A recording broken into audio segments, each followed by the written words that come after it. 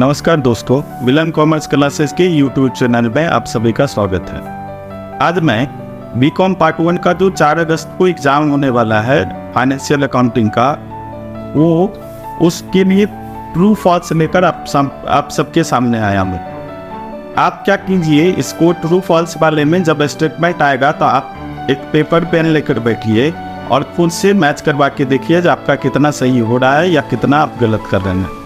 मुझे उम्मीद है इससे बहुत सारा क्वेश्चन आपके आने वाले एग्जाम में आ जाएगा। ट्रू फॉल्स का लगभग 20 मार्क का क्वेश्चन आपको आता है उसके अंदर। तो आप जब इसको बनाएंगे तो ये आपको निश्चित रूप से क्या करेगा, आपके एग्जाम के लिए हेल्पफुल होगा। आप 1-2 बार इसका रिवीजन कर सकते हैं एग्जाम में जाने से पहले, तो आपको निश्चित इससे फायदा होने वाला है। धन्यवाद। आपका फर्स्ट क्वेश्चन है, The preliminary expenditure is the current liability of the company। प्रारंभिक व्यय कंपनी का चालू दायित्व है। आपको बताना है ये ट्रू है या फॉल्स है। तो जैसा कि हम लोग जानते हैं ये नॉमिनल एसेट्स है, जिसको हम रिजर्व एंड सरप्लस के अंतर्गत निगेटिव आइटम के रूप में दिखाते हैं। यह हमारा करंट लायबिलिटी नहीं है, इसलिए इसका आंसर क्या होगा, false. Unpaid dividend is the capital gain of the company. अतत लाभांश कंपनी का पूंजी लाभ है। अतत लाभांश जो होता है वो कंपनी का आपका क्या है, लायबिलिटी होता है। आपको ट्रू फॉल्स बताना है। चूंकि ये लायबिलिटी है, कैपिटल प्रॉफिट नहीं है, इसलिए इसका आंसर क्या हो जाएगा, फॉल्स। थर्ड क्वेश्चन है आपका, live stock is the fix assets of the company. पशुधन कंपनी की अस्थायी संपत्ति है। लाइव स्टॉक के अंतर्गत आपका हॉर्स आ गया, एलिफेंट आ गया, कैमल आ गया। तो इसमें आपको बताना ये ट्रू है या फॉल्स है। तो जितने भी एनिमल्स आते हैं उनको हम लोग किस में रखते हैं, लाइव स्टॉक के अंतर्गत रखते हैं, इसलिए इसका आंसर क्या हो जाएगा, ट्रू हो जाएगा। क्वेश्चन नंबर आपका 4 है, minimum rent is also called fixed rent. न्यूनतम किराए को स्थिर किराया भी कहा जाता है। ट्रू या फॉल्स बताना है। तो ये इसका आंसर क्या होगा, ट्रू होगा। मिनिमम रेंट को हम लोग फिक्स रेंट भी कहते हैं, डेड रेंट भी कहते हैं। नेक्स्ट क्वेश्चन है, branch account is a real account under debtors method. Branch account debtor method में देनदार पद्धति के अंतर्गत आपका शाखा खाता एक वास्तविक खाता है। ब्रांच अकाउंट जो है ये आपका हमेशा कौन सा अकाउंट होता है, नॉमिनल अकाउंट होता है। ये क्या हो गया, फॉल्स। इसका आंसर हो जाएगा आपका। क्वेश्चन नंबर 6 है, accounting is considered to be the language of general and business. लेखांकन को साधारण एवं व्यवसाय की भाषा माना जाता है। अब ट्रू या फॉल्स बताना है आपको। अकाउंटिंग बिजनेस का लैंग्वेज है लेकिन जनरल लैंग्वेज नहीं है, इसलिए ये क्या होगा, फॉल्स हो जाएगा। क्वेश्चन नंबर 7 है, when the short working is realised the account of the landlord is debited. जब लघु कार्य को वसूल किया जाता है तो भूस्वामी के खाते को डेबिट किया जाता है। ट्रू या फॉल्स बताना है। तो ये इसका आंसर आपका क्या हो जाएगा, ट्रू हो जाएगा। क्वेश्चन नंबर 8 है, the method of accounting for hire purchase and instalment payment is the same. तो जैसा कि हम लोग जानते हैं जो दोनों अलग अलग मेथड है गुड्स को सेल करने का, और अकाउंटिंग का भी मेथड दोनों का अलग अलग होता है, इसलिए यह आंसर इसका क्या हो जाएगा, आपका फॉल्स हो जाएगा। क्वेश्चन नंबर 9 है, tax payable to the government is a preference creditor. सरकार को देय कर पूर्वाधिकार लेनदार है। तो गवर्नमेंट को जो भी टैक्सेस पेमेंट करना होता है वो हमेशा क्या होता है, आपका प्रेफरेंशियल क्रेडिटर माना जाता है। ये इसका आंसर क्या हो जाएगा, आपका ट्रू। क्वेश्चन नंबर 10 है आपका, called up capital is the basis for computing dividend. याचित पूंजी लाभांश की गणना का आधार होता है। ट्रू या फॉल्स आपको बताना है। हम जानते हैं जो जब भी डिविडेंड कंपनी पेमेंट करती है तो पेड अप कैपिटल पर पेमेंट करती है, इसलिए इसका आंसर क्या हो जाएगा, फॉल्स हो जाएगा। क्वेश्चन नंबर 11 है, trial balance is the proof of complete correctness of the accounts. तलपट खाते की पूर्ण शुद्धता का प्रमाण है। ट्रू या फॉल्स में आपको ये बताना था, इसका आंसर ट्रू होगा या फॉल्स होगा। तो हम जानते हैं जो ट्रायल बैलेंस, अगर ट्रायल बैलेंस का एग्रीमेंट अगर आपका मिल भी जाता है, दोनों तरफ एग्री भी कर जाता है, तो पर भी उसके अंदर कुछ एरर्स होते हैं जो जिसको ट्रायल बैलेंस डिस्क्लोज नहीं करता है, इसलिए इसका आंसर क्या हो जाएगा, फॉल्स हो जाएगा। क्वेश्चन नंबर 12 है dissolution of partnership firm is known as dissolution of partnership. साझेदारी फर्म का विघटन साझेदारी का विघटन जाना जाता है। ये क्या होगा, आपका ट्रू होगा, क्योंकि जब फर्म डिसॉल्व होता है तो आपका पार्टनरशिप ऑटोमेटिकली डिसॉल्व हो जाता है। क्वेश्चन नंबर 13 है open reserve includes capital reserve and revenue reserve. खुले संचय में पूंजीगत संचय व मार्गगत संचय सम्मिलित हैं, तो इसमें इसका जो आंसर होगा ये क्या हो जाएगा, आपका ट्रू हो जाएगा। क्वेश्चन नंबर 14 है date wise accounting is necessary in the income expenditure account. आय व्यय खाते में तिथिवार लेखा आवश्यक है। अब जैसा कि हम लोग जानते हैं जो income expenditure account eight the end of accounting year हम लोग प्रिपेयर करते हैं, इसलिए ये क्या हो जाएगा, फॉल्स हो जाएगा। इसमें डेट वाइज एंट्री नहीं किया जाता है। क्वेश्चन नंबर 15 है the accounting standard board in India was established in 1972। Bharat में लेखांकन मानक बोर्ड 1972 में स्थापित हुआ था। जैसा कि पता है हम लोगों को, भारत में लेखांकन मानक बोर्ड की स्थापना 1977 में हुआ, इसलिए ये क्या है, आपका फॉल्स है। क्वेश्चन नंबर 16 है AS4 deals with cash flow statement. AS4 रोकड़ प्रवाह विवरण से संबंधित है। हम लोगों को पता है AS3 कैश फ्लो स्टेटमेंट से रिलेटेड है, इसलिए ये आंसर क्या हो जाएगा, इसका फॉल्स हो जाएगा। क्वेश्चन नंबर 17 है आपका both the dead rent and the minimum rent is same. मृत किराया तथा न्यूनतम किराया दोनों एक ही हैं। पीछे भी हम लोग पढ़े हैं इसको, जब मिनिमम रेंट, डेड रेंट और फिक्स्ड रेंट तीनों क्या होता है, सेम होता है, इसलिए इसका आंसर क्या हो जाएगा, आपका ट्रू हो जाएगा। अगला क्वेश्चन है the Indian partnership act came into force from the year 1951। भारतीय साझेदारी अधिनियम वर्ष 1951 से लागू हुआ। जैसा कि हम लोगों को पता है कि इंडियन पार्टनरशिप एक्ट 1932 में अप्लीकेबल हुआ, इसलिए इसका भी आंसर क्या हो जाएगा, आपका फॉल्स हो जाएगा। नेक्स्ट क्वेश्चन है bank account is a real account. Bank खाता वास्तविक खाता है। अब बैंक खाता वास्तविक खाता नहीं है, बैंक अकाउंट जो है आपका वो चूंकि एसोसिएशन से रिलेटेड है, इसलिए पर्सनल अकाउंट है। इसका आंसर क्या हो जाएगा, आपका फॉल्स हो जाएगा। क्वेश्चन नंबर 20 है liability of the partnership in A firm is limited. Partners in A firm is limited. एक फर्म में साझेदारों का दायित्व सीमित होता है। ट्रू या फॉल्स बताना है। पार्टनरशिप के अंदर पार्टनर का दायित्व अनलिमिटेड होता है, लेकिन ये सोल प्रोप्राइटरशिप से कम इसका अनलिमिटेड होता है। नेक्स्ट जो क्वेश्चन है आपका 21 number, A minor can not be A member of the firm. एक नाबालिग फर्म का सदस्य नहीं हो सकता है। माइनर को हम ओनली फॉर प्रॉफिट के लिए पार्टनरशिप के अंदर ले सकते हैं, इसलिए ये स्टेटमेंट आपका क्या है, फॉल्स है। The accounting standard board in India was established in 1961। ये पीछे के क्वेश्चन में भी ये रिपीट कर गया है। जैसा कि बताया गया था अकाउंटिंग स्टैंडर्ड बोर्ड की स्थापना कब हुई, 1977 के अंतर्गत, इसलिए इसका भी आंसर क्या होगा, आपका फॉल्स होगा। Question number 23 credit the landlords account when the short working is recovered. जब लघु कार्य को वसूल किया जाता है तो भूस्वामी के खाते को क्रेडिट किया जाता है। पीछे वाले क्वेश्चन में वहां लिखा हुआ था इसको डेबिट किया जाता है, तो वो ट्रू था, ये क्या हो जाएगा, आपका फॉल्स हो जाएगा।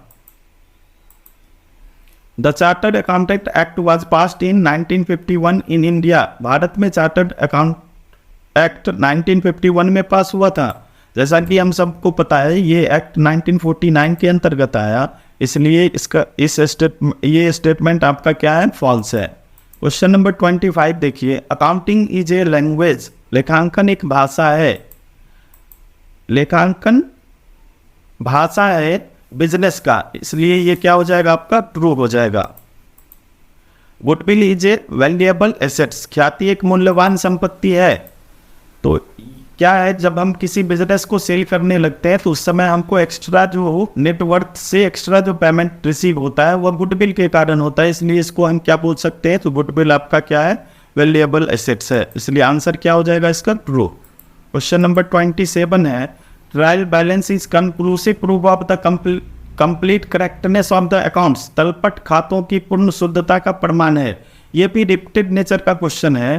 पीछे ऐसा क्वेश्चन आया, बताया गया जैसे ही ट्रायल बैलेंस का एग्रीमेंट अगर होता है दोनों साइड, डेबिट और क्रेडिट साइड दोनों साइड ट्रायल बैलेंस अगर इक्वल बैलेंस दिखाता हो तो आपका ये जो है ये प्राइमा फेसी एविडेंस है जो दो हो सकता है जिसमें ईरर नहीं है। लेकिन कुछ ऐसे ईरर्स है जिसको ट्रायल बैलेंस डिस्क्लोज नहीं करता है, इसलिए ये क्या हो जाएगा आपका फॉल्स हो जाएगा। 28 नंबर क्वेश्चन है, ledger is the principal book, खाता बही प्रधान बही है। तो याद रखना है लेजर प्रिंसिपल बुक होता है, जर्नल आपका बुक्स ऑफ ओरिजिनल एंट्री होता है, इसलिए ये क्या हो जाएगा ट्रू हो जाएगा आपका। 29 नंबर क्वेश्चन है, minimum rent is also called fixed rent. ये भी रिपीटेड क्वेश्चन है, ये आपका क्या हो जाएगा ट्रू हो जाएगा। क्वेश्चन नंबर 30 है, depletion means the assets to become vacant, सर्जन से आसे रिक्त होने वाली संपत्तियों से है। तो ये जो है डिप्लेशन का संबंध आपका वैसे एसेट्स से है जो वास्टिंग एसेट्स जिसको आप कह सकते हैं, इसलिए इसका आंसर क्या हो जाएगा ट्रू हो जाएगा। क्वेश्चन नंबर 31 है, accounting standard board was established in 1980, लेखांकन प्रमाप बोर्ड की स्थापना 1980 में हुई। जब आप इस क्वेश्चन को देखिएगा तो ईयर चेंज कर रहा है, सही ईयर कभी भी नहीं दे रहा है, आपको याद सिर्फ ईयर को रखना है। तो इसका ईयर क्या है 1977, इसलिए ये आपका क्या हो जाएगा फॉल्स हो जाएगा। क्वेश्चन नंबर 32 है, debit indicates reduction in liability, debit दायित्वों में कमी को दिखाता है। आपको ट्रू या फॉल्स बताना है। मॉडर्न अकाउंटेंसी में, मॉडर्न अप्रोच में जब हम जाते हैं तो रूल है डेबिट क्रेडिट का, जो एसेट्स इंक्रीज करता है तो हम डेबिट करते हैं, डिक्रीज करता है तो क्रेडिट करते हैं। और उसी तरह से लायबिलिटी जब इंक्रीज करता है तो क्रेडिट करते हैं और डिक्रीज करता है तो डेबिट करते हैं। यानी ये स्टेटमेंट जो दिया हुआ है वो आपका क्या है ट्रू है। क्वेश्चन नंबर 33 है, receipt and payment account is a nominal account. Receipt and payment account cash का समरी दिखाता है, इसलिए ये कौन सा अकाउंट है आपका रियल अकाउंट है। दिया हुआ स्टेटमेंट आपका क्या है फॉल्स है। क्वेश्चन नंबर 34 है, capital plus liability equal to assets. Capital पूंजी प्लस दायित्व बराबर क्या होता है संपत्ति होता है। आप अकाउंटिंग क्वेश्चन जब पढ़ेंगे वहां हम लोग पढ़ते हैं assets equal to capital plus liability. इसी को इसने क्या किया, एलएचएस को आरएचएस में और आरएचएस को एलएचएस में देकर आपसे क्वेश्चन पूछ रहा है। इसका आंसर क्या होगा ट्रू। क्वेश्चन नंबर 35 है, in accounting the unit of business is not considered separate from its owner. लेखांकन में व्यवसाय की इकाई को इसके स्वामी से पृथक नहीं माना जाता है। हम लोग अकाउंटिंग प्रिंसिपल पढ़े हैं, उसके अंतर्गत एक बिजनेस एंटिटी कंसेप्ट है जो बताता है जो बिजनेस और बिजनेसमैन दोनों क्या है सेपरेट यूनिट है। तो ये स्टेटमेंट आपका क्या हो गया ट्रू या फॉल्स में, ये स्टेटमेंट आपका फॉल्स हो गया। क्वेश्चन नंबर 36 है, accounting is the concept that इस ट्रांजेक्शंस अफेक्ट टू अकाउंट्स। लेखांकन में यह अवधारणा है कि प्रत्येक सौदे दो खाते को प्रभावित करता है। आपको बताना है ट्रू है या फॉल्स है। तो हम लोग पढ़ते हैं डुअल एस्पेक्ट कंसेप्ट, जो बताता है जो हर एक बिजनेस ट्रांजेक्शन दो अकाउंट को अफेक्ट करता है। यानी ये बिल्कुल स्टेटमेंट सही बात कर रहा है, तो इसका आंसर क्या हो जाएगा आपका ट्रू हो जाएगा। क्वेश्चन नंबर 37 है, royalty account is a real account. अधिकार शुल्क खाता एक वास्तविक खाता है। जैसा कि हम लोग जानते हैं कोई भी संपत्ति जो आपकी नहीं है दूसरे किसी की है, उसको यूज आप कर रहे हैं, तो उसके मालिक को जो पैसा आप पेमेंट करते हैं वो क्या कहलाता है रॉयल्टी कहलाता है। और रॉयल्टी कौन सा अकाउंट है नॉमिनल अकाउंट है। तो ये जो स्टेटमेंट दिया हुआ है ये रियल अकाउंट है, ये आपका क्या है फॉल्स है। क्वेश्चन नंबर 38 है, the lessee is not required to pay the minimum rent. पट्टाधारी को न्यूनतम किराया चुकाने की आवश्यकता नहीं है। आपको बताना है ये स्टेटमेंट ट्रू है या फॉल्स है। अब इसमें क्या है, जब हम लोग जानते हैं जो शुरू के दिनों में यदि आपका आउटपुट नील हो या आउटपुट कम हो तो उस टाइम में लीजी और लैंडलॉर्ड के बीच एक एग्रीमेंट होता है जिसमें एक अमाउंट तय किया जाता है मिनिमम अमाउंट जो पे करना पड़ता है किसको लीजी को। और यहाँ क्या बोल रहा है नॉट रिक्वायर्ड टू पे, इसलिए ये आंसर आपका क्या हो जाएगा फॉल्स हो जाएगा। क्वेश्चन नंबर 39 देखिए, in the hire purchase method the seller can get the goods insured. Hire purchase system में ओनरशिप चूंकि किसके पास रहता है, सेलर के पास रहता है, इसलिए सेलर को राइट है तो वो गुड्स का क्या करवा सके, इंश्योरेंस करवा सके। इसलिए इसका आंसर क्या हो जाएगा आपका, ट्रू हो जाएगा। क्वेश्चन नंबर 40 है, installment payment method is a method of selling a goods. किस्त भुगतान पद्धति वस्तु विक्रय की एक पद्धति है। जैसा कि पीछे भी हमने बताया, हायर परचेज सिस्टम और इंस्टॉलमेंट पेमेंट सिस्टम गुड्स को सेल करने का एक क्या है, मेथड है, जिसमें बिजनेसमैन अपने सेल को क्या करना चाहता है, ज़्यादा से ज़्यादा सेल करना चाहता है, इंक्रीज करना चाहता है। इसलिए इसका आंसर क्या हो जाएगा आपका, ट्रू हो जाएगा। क्वेश्चन नंबर 41 देखिए, on encashment of assets realisation account is credited. संपत्ति के रोकड़ीकरण पर वसूली खाता जमा किया जाता है। अब इसमें आपको ट्रू या फॉल्स बताना है। अब ध्यान रखिए, ऐसे क्वेश्चन में आप जर्नल एंट्री इसका ध्यान में रखिएगा। जब हम एसेट्स को इनकैशमेंट करवाते हैं तो कैश टू रियलाइजेशन होता है, टू मीन्स क्रेडिट हो गया, इसलिए रियलाइजेशन अकाउंट क्रेडिट होगा। ये स्टेटमेंट बिल्कुल क्या है, ट्रू है आपका। क्वेश्चन नंबर 42 आइए, accounting principle are not rigid. लेखांकन सिद्धांत दृढ़ नहीं होते हैं। टाइम टू टाइम इसमें क्या आता है, चेंजेज आते रहता है, ये फ्लेक्सिबल होता है, इसलिए इसका आंसर क्या हो जाएगा, ट्रू। क्वेश्चन नंबर 43 है, the balance sheet is based on the dual concept. आर्थिक चिट्ठा द्विपक्षीय अवधारणा पर आधारित होता है। अभी तुरंत इससे पहले हम लोग अकाउंटिंग क्वेश्चन का एक कंसेप्ट पढ़ रहे थे, assets equal to capital plus liability, जो डुअलिटी कंसेप्ट को फॉलो करता है, इसलिए ये आपका स्टेटमेंट क्या है, ट्रू है। क्वेश्चन नंबर 44 है, income and expenditure account is a real account. अब जैसा हम लोगों को पता है, इनकम एंड एक्सपेंडिचर अकाउंट कौन सा अकाउंट है, नॉमिनल अकाउंट है, ये सरप्लस या डिफिसिट को बताता है, इसलिए ये क्या हो जाएगा आपका, स्टेटमेंट फॉल्स हो जाएगा। क्वेश्चन नंबर 45 है, no capital item is shown in income and expenditure account. आय एवं व्यय खाते में किसी भी पूंजीगत मद को नहीं दिखाया जाता है। अब देखिए, इनकम एंड एक्सपेंडिचर में सारा आइटम जो करंट ईयर से रिलेटेड होगा, करंट अकाउंटिंग पीरियड से संबंधित होगा, और उसका नेचर क्या होना चाहिए, रेवेन्यू नेचर का होगा, उसी को दिखाते हैं, इसलिए ये स्टेटमेंट बिल्कुल आपका क्या है, सही है। आंसर क्या हो जाएगा, ट्रू। क्वेश्चन नंबर 46 है, unrecord short working amount is transfer to profit and loss account. न वसूल लघु कार्य राशि को लाभ हानि खाते में स्थानांतरित किया जाता है। रूल क्या है, जब आप शॉर्ट वर्किंग आपका रिकॉर्ड होगा, रिकॉर्ड करने का आपको राइट मिला हुआ रहेगा, और एक निश्चित टाइम पीरियड के अंदर आप शॉर्ट वर्किंग को रिकॉर्ड नहीं कर पाइएगा, तो आपका वो जो रिकॉर्ड करने का राइट आपका समाप्त हो जाएगा, और वो जो अमाउंट जिसको आपने रिकॉर्ड नहीं किया वो अनरिकॉर्ड शॉर्ट वर्किंग कहलाता है। वह आपको क्या करना है, आपके लिए लॉस हो जाएगा, और आपको कहाँ ट्रांसफर करना होगा, पीएल अकाउंट के अंदर ट्रांसफर करना होगा, इसलिए ये स्टेटमेंट आपका क्या है, बिल्कुल ट्रू है। नेक्स्ट क्वेश्चन है, journal is a book of cash records. Journal के अंदर हम लोग कैश रिकॉर्ड नहीं करते हैं, जर्नल के अंदर हम क्या करते हैं, ऑल ट्रांजैक्शन को रिकॉर्ड करते हैं, या जर्नल के अंदर जो सब्सिडी बुक में कि कहीं पर किसी भी ट्रांजैक्शन का रिकॉर्डिंग नहीं हुआ है, वहाँ उस ट्रांजैक्शन को इसके अंदर रिकॉर्ड किया जाता है। कैश रिकॉर्ड के लिए प्रॉपर आपको कैश बुक आता है, इसलिए ये स्टेटमेंट क्या है आपका, फॉल्स है। क्वेश्चन नंबर 48 है, land is also a depreciable assets. भूमि भी आराशियोग्य संपत्ति है। अब देखिए, डिप्रिसिएशन का एक कंडीशन ये भी है, जो उसी एसेट्स पर डिप्रिसिएशन हम लोग चार्ज करते हैं जिसका लाइफ फिक्स्ड हो, और लैंड का लाइफ फिक्स नहीं है, इसलिए ये स्टेटमेंट आपका क्या है, फॉल्स है। 49 नंबर क्वेश्चन है, current account is open under fixed capital method. स्थिर पूंजी प्रणाली के अंतर्गत चालू खाता खोला जाता है। अब आप लोग जानते हैं पार्टनरशिप के अंदर पार्टनर के कैपिटल अकाउंट को मेंटेन करने का दो मेथड है। एक फ्लक्चुएटिंग कैपिटल मेथड है जिसके अंदर सिर्फ हम एक कैपिटल अकाउंट मेंटेन करते हैं, और फिक्स्ड कैपिटल मेथड है जिसके अंदर हम कैपिटल अकाउंट और करंट अकाउंट दोनों मेंटेन करते हैं, इसलिए ये स्टेटमेंट आपका क्या है, ट्रू है। क्वेश्चन नंबर 50 देखिए, outstanding expenses to be shown in the trial balance shall be kept in the balance sheet. तलपट में दिखाए जाने वाले अदत्त व्यय आर्थिक चिट्ठी में रखे जाएंगे।